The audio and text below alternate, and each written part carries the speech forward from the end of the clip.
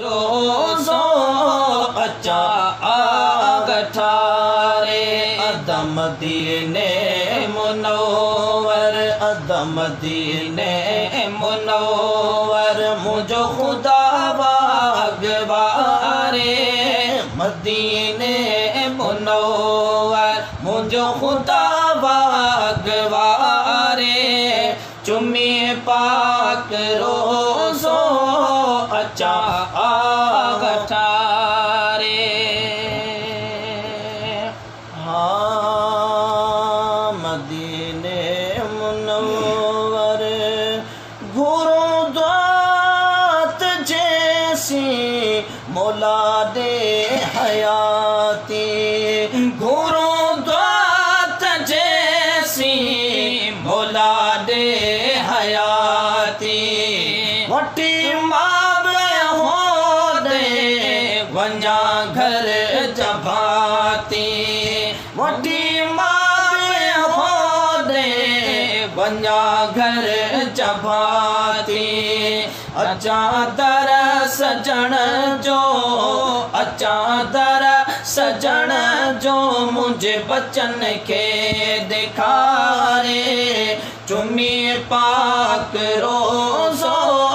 अचा आगठारे चुम्मी पाक रोज़ो अचा आगठारे मदीने मुनव्वर मुझो खुदा बागवारे मदीने मुनव्वर मुझो खुदा बागवारे चुम्मी पाक रोज़ो अचा आगठारे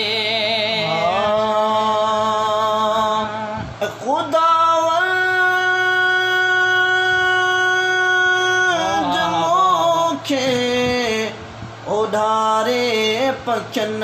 सा खुदावंद मोखे उधारे पखन सा दिसा दिल बर जो देस अखन सा दिसा दिल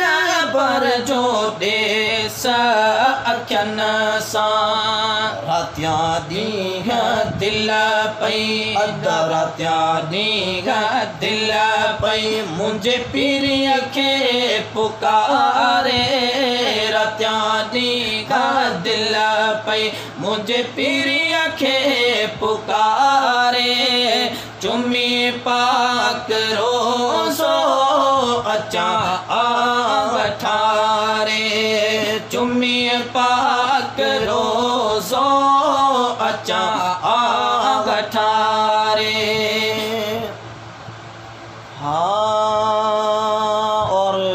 सिंधी ज़ुबान में आशिक ने क्या अंदाज़ पेश किया है। अल्लाह अल्लाह कुर्बान जाए। कहते हैं अगर तू हुजूर का ग़ुलाम है और अपने मुर्शिद का सच्चा वफ़ादार है तो फिर प्यारे कब्र में जब तू जाए तो घबराना नहीं कि कब्र में क्या होगा। शायर कहते हैं हाँ खुदा भी रहीमा मुझो मोहम्मद रहीमा खुदा भी रहीमा मुझो मोहम्मद रहीमा फिकर छड़ कबर जो मोहम्मद करीमा फिकर छड़ कबर जो मोहम्मद करीमा हिते होता असां हिते होता असां सजण जे हवाले हिते होता असां मुझे सजण जे